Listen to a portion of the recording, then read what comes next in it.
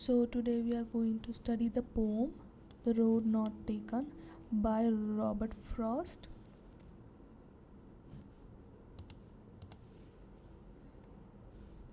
Introduction. So The Road Not Taken is a well-known poem by Robert Frost on making decisions in life. So ये जो poem है road not taken वो Robert Frost ने लिखी है और उसके अंदर हम जो डिसीजंस लेते हैं लाइफ में उसके बारे में बताया गया है. The poem depicts means represents the dilemma means confusion of a person standing at a road with a diversion. तो जो पोएम है वो रिप्रेजेंट करती है कि एक पर्सन है वो डाइवर्जन या तो कह सकते हैं junction. Let me show you. ये होता है यहाँ, ये डाइवर्जन होता है, इसे जंक्शन भी कहते हैं.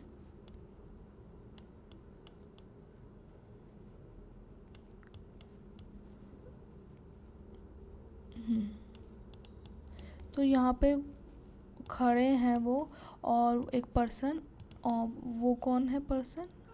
हमारे पोएट.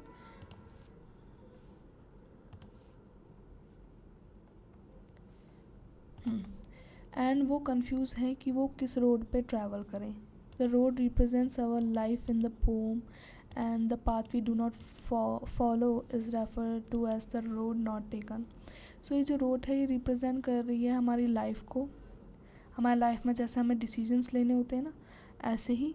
और जो हम डिसीजन छोड़ देते हैं, जो हमने पोएट ने पाथ छोड़ दिया है, उसे बोलते हैं हम the road not taken. The poet is about the decisions we make. We should proceed cautiously means carefully. हमें प्रोसीड आगे बढ़ना चाहिए. वाइल मेकिंग डिसीजंस, हम लाइफ में जो डिसीजंस लेते हैं उन्हें हमें cautiously, carefully. Wait a second, इसके मैं आपको कुछ सिनोनिम्स भी बता देती हूँ.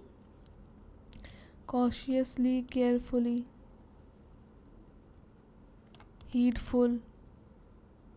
हीडफुली और विजिलेंट होके केयरफुल, अलर्ट होके judiciously, wisely.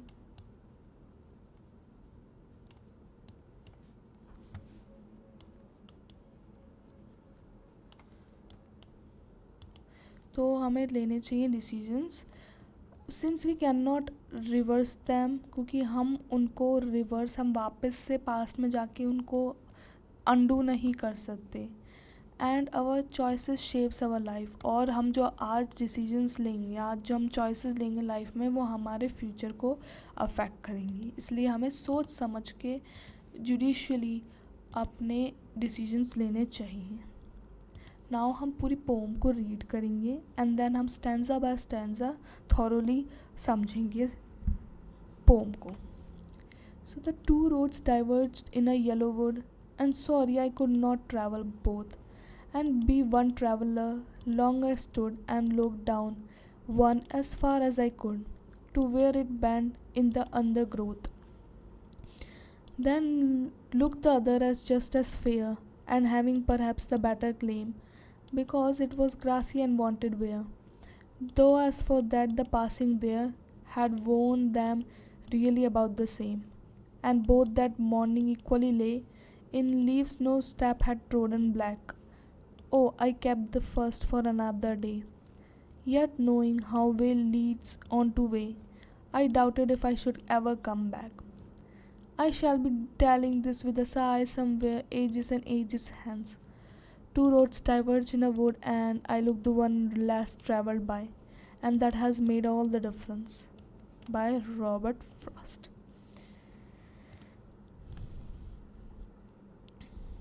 Now stanza 1. Two roads diverge in a yellow wood. So जो दो रोड्स थी वो बट रही थी जंक्शन पे और डाइवर्जन पे. येलो वुड मीन्स हमारे जैसे कि 4 सीज़न होते हैं, ठीक है. ये जनरल नॉलेज के लिए भी मैं आपको बता रही हूँ। जैसे हमारा स्प्रिंग होता है, हमारा समर होता है, हमारे ऑटम होता है, एंड देन हमारा विंटर होता है। तो जो स्प्रिंग होता है ना, वो हमारे मार्च से मई रहता है, से समर जून से अगस्त रहता है, ऑटम हमारी सितंबर, इसे फॉल भी कहते हैं, तो सितंबर से नवंबर रहता है, और विंटर दिसंबर टू फरवरी रहता है। तो ऑटम के समय को जो पोएट हैं, जब पतझड़ का समय होता है, जब पत्ते पेड़ जो है वो पत्ते अपने शेड कर रहे होते लीव्स को, उसे ऑथर ने येलो वुड कहा है। तब हमारा फॉरेस्ट कैसा दिखता है, लीव्स कैसी दिखती हैं, येलो, और would for use for the forest, ठीक है। And sorry I could not travel both, तो मैं माफ़ी चाहता हूँ, मैं दोनों नहीं ट्रैवल कर सकता क्योंकि मैं एक ही हूँ। लॉन्ग आई स्टूड, मैं बहुत देर तक खड़ा रहा, and look down one as far as I could, मैंने जितने दूर हो सके उतनी दूर देखा, to where it bent in the undergrowth, जहाँ, और फिर मैं एक पॉइंट के बाद नहीं देखा सका, और वो पॉइंट था under growth. Under growth means refer to the dense layer of small plants, shrubs, young trees that grow beneath taller trees in a forest or a wooden area। तो मतलब कि जो बड़े प्लांट्स होते हैं तो उनके नीचे जो छोटे छोटे प्लांट्स उग जाते हैं ना, उन like shrubs and young trees, तो उन्हें अंडरग्रोथ कहा है। तो उनने फिर रोड को घेर लिया, तो मैं ज़्यादा उसके बाद से, अंडरग्रोथ के बाद से नहीं देख पाया। सो स्टैंजा 1 से रिलेटेड हम इंटेक्स क्वेश्चंस डिस्कस करेंगे। First is why does the poet call the wood yellow would, उनने येलो वुड क्यों बोला फॉरेस्ट को, तो क्योंकि वो ऑटम का सीज़न था और द लीव्स कैसी थी, येलो थी। Who is the traveller, why does he feel sorry, so poet है ट्रैवलर, और वो सॉरी इसलिए मतलब फील कर रहे हैं क्योंकि वो दोनों रोड्स को ट्रैवल नहीं कर सकते। Why does the poet look down the road as far as he can see, so वो वो इतनी दूर तक रोड को क्यों देख रहे थे, to know what is lies ahead, वो देखना चाहते थे कि आगे रोड पे क्या है। Choose the correct option to explain the phrase bend in the under growth.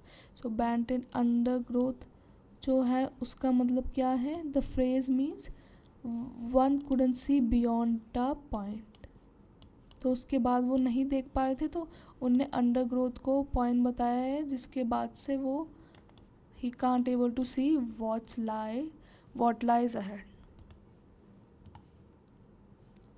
Stanza 2, then took the other, फिर मैंने दूसरी देखी, as just as फिर वो मुझे सेम सी ही लगी, and having perhaps means शायद the better claim, वो मुझे अपने लिए ज़्यादा सही लगी, because it was grassy, क्योंकि उस पर grasses थी, and wanted wear, उस पर कम लोग चले थे, उसकी जो ग्रास थी वो सीधी खड़ी हुई थी।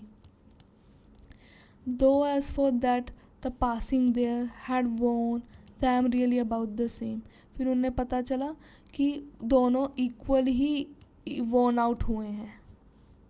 वोन आउट मतलब कि जो दोनों पे इक्वली चला गया लोगों द्वारा।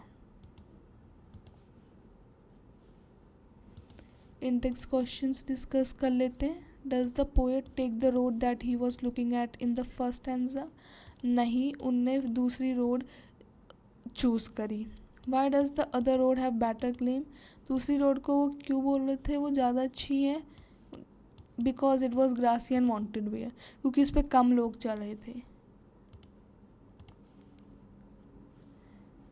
Next stanza, and both that morning equally lay, मैंने फिर सुबह देखा था, उस सुबह दोनों एक जैसे ही थी दोनों roads. In leaves no stop step had trodden black, मैंने लीव्स को देखा, उस पे कोई भी काली नहीं हुई थी, मतलब उस पे छाप नहीं थे, लोगों के फुटप्रिंट्स नहीं थे। Oh I kept the first for another day. मैंने जो फर्स्ट वाली थी ना, फर्स्ट स्टैंजा में वाली जो रोड थी, उसको मैं दूसरे दिन के लिए छोड़ देता हूँ। वो पोएट अब दूसरी रोड, जो सेकंड रोड है, उस पर जाने का सोच रहे हैं। Yet knowing how way Leeds on two way, उनको पता है कि कैसे एक रोड पे वो जाएंगे और आगे जाके जो वो पहली वाली रोड है वो भी मिल जाएगी।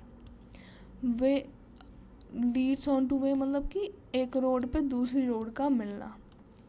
आई doubted if I should ever come back, लेकिन मैं सोचता हूँ, डाउट करता हूँ कि क्या मैं वापस से कभी वापस पीछे जा पाऊँगा और दूसरी रोड पे चल पाऊँगा जो फर्स्ट वाली है, जो मैंने छोड़ी है, जो द रोड नॉट टेकन है।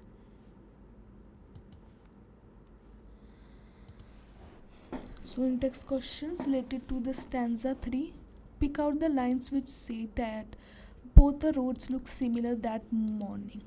So poet ने first line में कहा था कि both that morning equally lay in leaves, no step had trodden black. Way leads on to way means इस फ्रेज का क्या मतलब है कि one road joints another road ahead, एक रोड दूसरी रोड उसको आगे जाके मिल जाती है।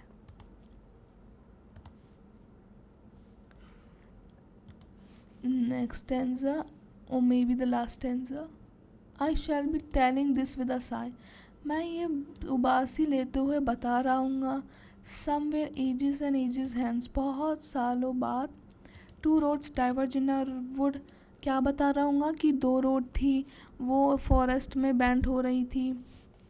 And I took the one less travelled by, मैंने दूसरी चुनी जो ज़्यादा लोगों द्वारा नहीं यूज़ करी गई थी। And that has made all the difference, उसकी वजह से मैं आज जो लाइफ में हूँ वो बन पाया, और उस डिसीजन ने ही मेरी लाइफ को शेप किया।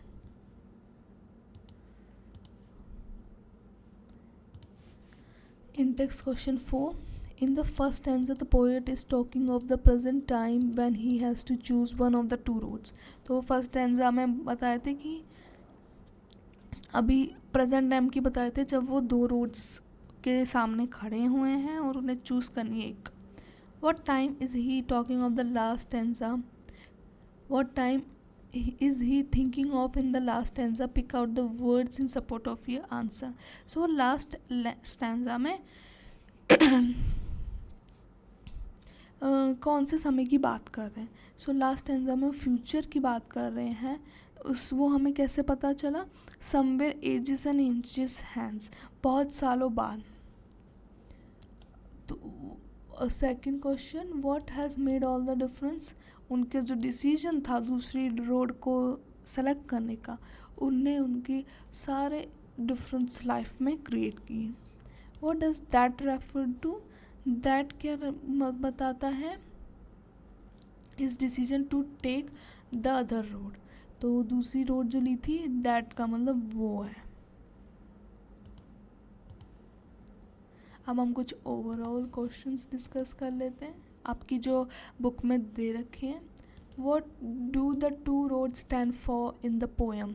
सो जो टू रोड्स हैं वो जो हम चॉइसेस लेते हैं लाइफ में, उसके बारे में है। Does the poem relate to some situation in your life when it was not easy for you to take a decision? So ये वाला जो क्वेश्चन है इसको अभी हम लीव कर देते हैं और इसे आप खुद ट्राई करें। इस क्वेश्चन को try it your self, DIY, do it your self.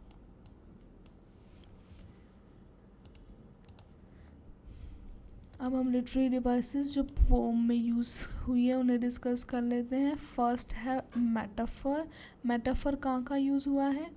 जैसे road, fork in the road and yellow woods, ये सब मेटाफर के हैं। सो बेसिकली मेटाफर जो होता है वो हमारे जैसे कि रोड है, तो रोड किसका मेटाफर है? लाइफ। तो रोड को ही लाइफ बता दिया। तो हम किसी चीज़ को डिपिक्ट करने के लिए कोई और वर्ड यूज़ करते हैं और डायरेक्टली यूज़ करते हैं। हम ऐसे नहीं बोलते कि रोड जैसे, नहीं, रोड कोई लाइफ बता दिए। नेक्स्ट है इमेजरी। इमेजरी जो होता है वो पोएट यूज़ करता है टू इवोक फीलिंग्स जगाने के लिए। और विजुअल इमेजरी होती है और एक ऑडियो इमेजरी होती है। दो इमेजरी बेसिकली दो होती है, एक तो विजुअल और एक ऑडियो। विजुअल में जैसे कि पोएम हमें इमेजिन करवाना चाह रहे हैं क्या, कि येलो वुड्स हैं, मतलब फॉरेस्ट कैसा दिख रहा है वो। और ऑडियो यूज़ करते हैं जैसे कि पोएट बता रहा हो कि रेन की साउंड उसने ऐड कर दी हो कि ऐसी आ रही थी, है ना। तो ये बस बहुत थोड़ा रियलिस्टिक फील करवाने के लिए पोएट यूज़ करते हैं। Third one is simile. Simile जो होता है वो कंपेयर करने के लिए होता है। यहाँ पे जैसे as, just, as, fair use हुआ है। बेसिकली सिमिली में दो वर्ड्स यूज़ होते हैं, एज और लाइक। जहाँ पे यूज़ होते हैं वहाँ पे सिमिली लग जाती है। तो वो मतलब कि कंपेयर करने के लिए थी दो चीज़ों को, तो दोनों रोडों को कंपेयर करने के लिए।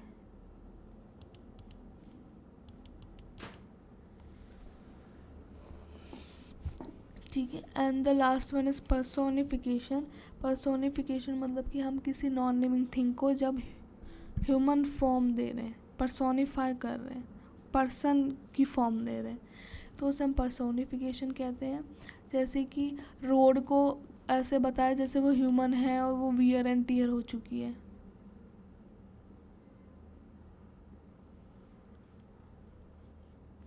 Because it was grassy and want craved wear. वो ग्रासी थी और वो वियर एंड टीयर, क्रेव मतलब कि चाह रही थी। As if the road were human and want to wear and tear. ये मतलब वो ऐसे दिखा रहा है ये वाली लाइन कि जैसे कि रोड थी वो ह्यूमन थी और वो चाहती थी वियर एंड टीयर होना। तो रोड को कैसा बिहेव, क्योंकि रोड थोड़ी ना चाहती कुछ, it's a non living thing.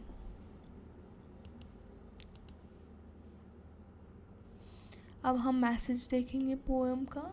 The poem wishes to inform us that in life man is confronted. Confronted means face